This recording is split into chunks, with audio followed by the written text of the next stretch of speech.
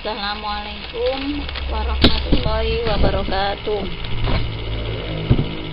Selamat datang anak-anak di kelas 9. Semoga dalam pembelajaran daring ini kita diberi kesehatan dan ilmu yang manfaat. Sebelumnya Ibu perkenalkan diri. Nama saya Ibu Uyun Rohma. Kalian tinggal panggil saja saya dengan nama Ibu Uyun. Dalam pembelajaran kali ini kita akan membahas tentang kerajinan bahan keras. Adapun submateri yang akan kita pelajari yaitu prinsip kerajinan bahan keras, fungsi dari kerajinan bahan keras, jenis dan karakteristik dari bahan keras tersebut.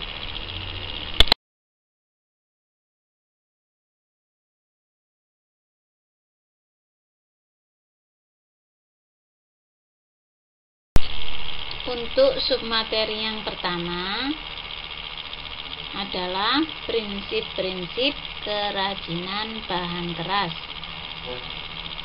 Adapun prinsip-prinsip kerajinan bahan keras ada 3. Yang pertama, keunikan dari bahan kerajinan. Keunikan bahan kerajinan tersebut bisa dilihat dari tekstur bahan keras. Misalnya pada kayu jati, dilihat dari seratnya yang tidak ditemui pada jenis kayu yang lain. Prinsip yang kedua, keragaman muatan nilai dalam pembuatan produk kerajinan. Nilai yang pertama, nilai simbolik. Contohnya pada kerajinan kaligrafi. Contoh yang kedua, kerajinan lukis kaca yang menceritakan cerita Mahabharata. Nilai yang kedua adalah nilai informatif atau informasi. Contohnya, kerajinan pembuatan bros atau pin untuk menginformasikan tentang gambar klub sepak bola. Nilai yang ketiga, nilai fungsional. Contohnya, kerajinan keranjang rotan yang berfungsi untuk tempat belanja.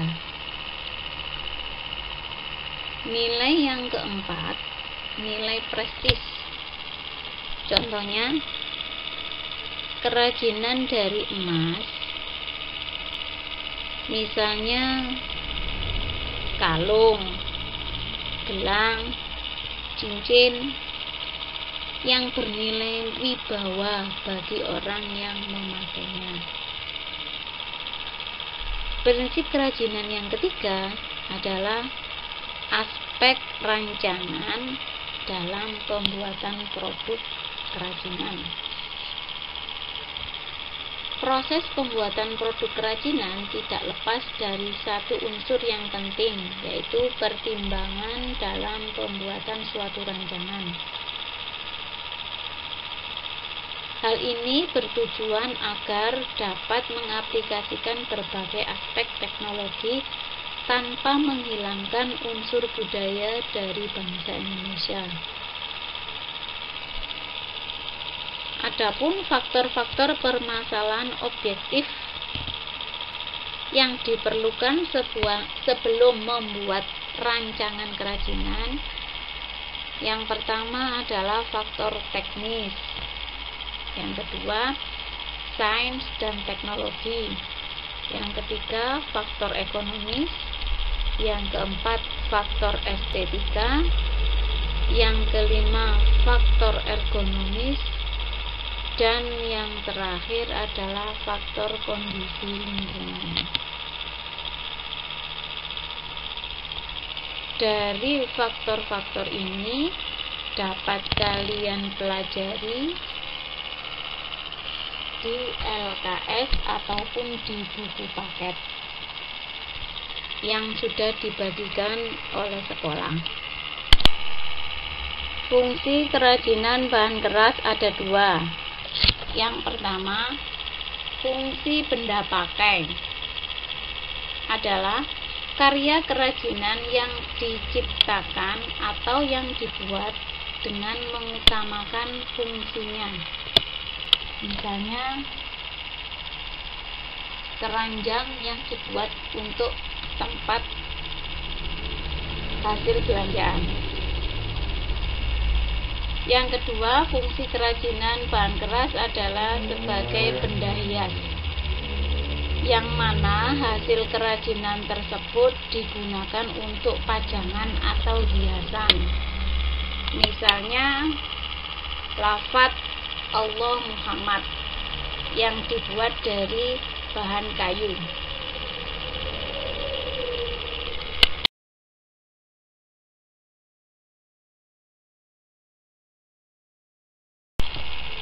Jenis-jenis kerajinan bahan keras dibedakan menjadi dua. Yang pertama, kerajinan bahan keras alami. Yang kedua, kerajinan bahan keras buatan. Kerajinan bahan keras alami adalah kerajinan bahan keras yang mana bahan baku pembuatannya berasal dari alam. Kelebihan dari kerajinan bahan keras alami: mudah didapat dan relatif murah, karena bahan yang digunakan bisa kita dapatkan secara langsung di sekitar kita. Contoh bahan keras alami yang akan kita pelajari adalah kayu, bambu, dan rotan.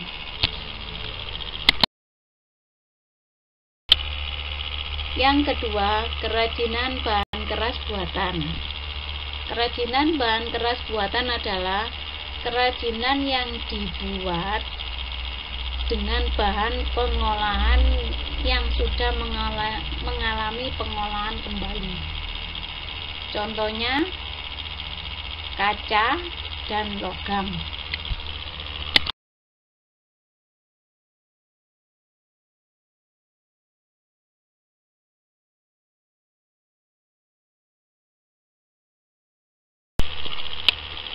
Setelah kalian mempelajari tentang jenis-jenis kerajinan bahan keras, sekarang kita akan membahas tentang karakteristik dari bahan keras alami. Karakteristik itu sama dengan ciri-ciri. Yang pertama, kayu. Karakteristiknya terdiri dari berbagai macam jenis, diantaranya kayu jati, mahoni, nangka, kelapa, meranti, pinus, kamper, dan lain-lain. Karakteristik yang kedua, memiliki serat kayu yang berbeda-beda. Karakteristik yang ketiga, tahan lama dan dapat dibentuk dengan cara diukir.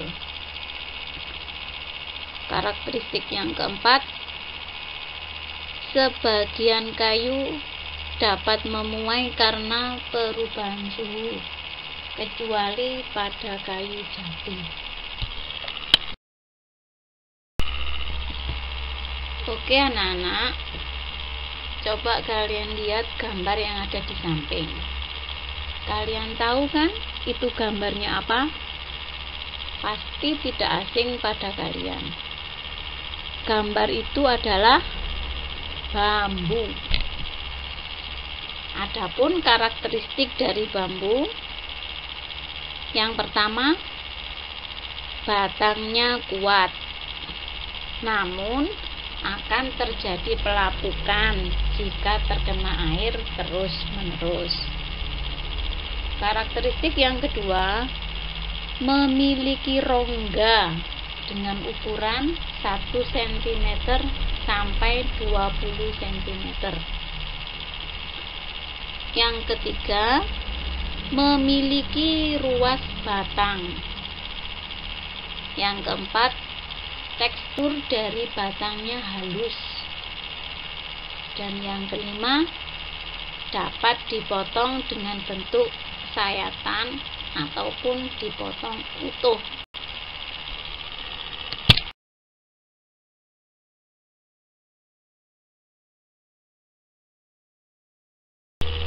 Bahan keras alami yang ketiga ini adalah rotan.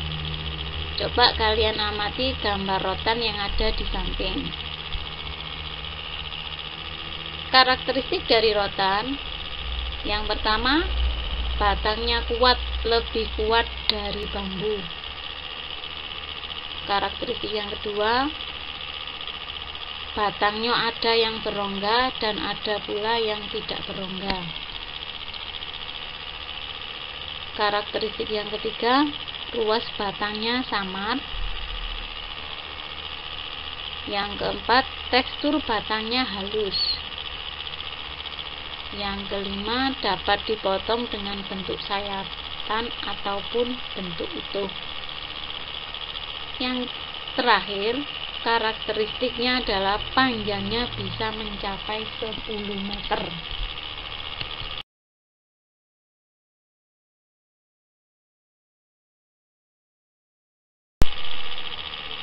Untuk karakteristik yang selanjutnya adalah karakteristik dari bahan keras buatan.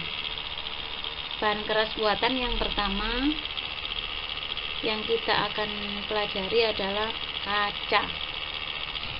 Coba kalian amati gambar kaca tersebut. Karakteristik yang dimiliki oleh kaca yang pertama adalah permukaannya licin dan mengkilap. Yang kedua, kaca dapat dilebur dan dibentuk dalam kondisi panas. Yang ketiga, kaca berwujud transparan dan bening. Yang keempat, ketebalan dari kaca bisa bervariasi, mulai dari 1 mili hingga 2 cm.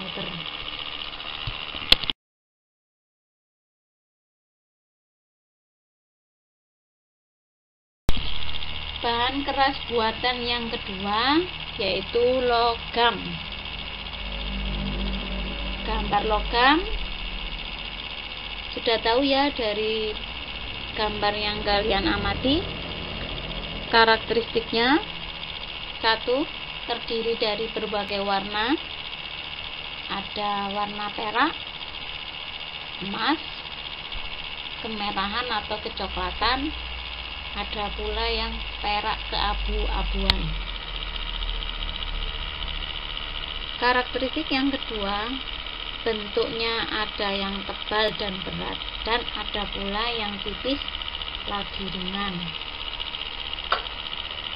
Karakteristik yang ketiga, ini merupakan kelemahan dari logam, yaitu mudah terkorosi oleh udara. Maka logam tersebut harus dilapisi dengan krom atau dengan emas murni, atau bisa juga dicat agar logam tersebut tidak mudah terkorosi oleh udara. Demikian anak-anak untuk pembelajaran daring materi prakarya kelas 9. Jika ada pertanyaan ataupun materi yang sudah dijelaskan tadi masih belum jelas, silakan bertanya lewat Google Classroom ataupun lewat WA. Terima kasih atas perhatiannya. Sampai jumpa lagi pada pertemuan selanjutnya. Jangan lupa untuk mengerjakan tugas pada pertemuan hari ini. Semoga kalian diberi kelancaran dalam mengerjakannya, dan juga semoga diberi kesehatan serta ilmu yang manfaat.